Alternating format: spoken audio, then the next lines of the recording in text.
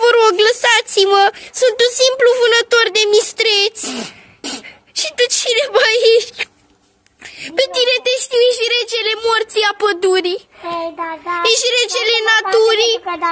Ea este ajutorul meu. Nu știi cine este, atunci oprește-te. Bine, nu mai da copăcelul ăla? Da, deci mama natură?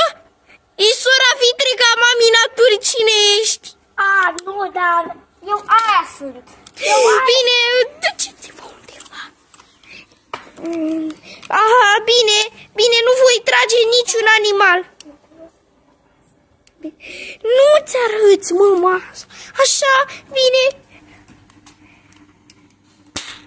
Și căteați. Așa, am împușcat-o pe mama natură.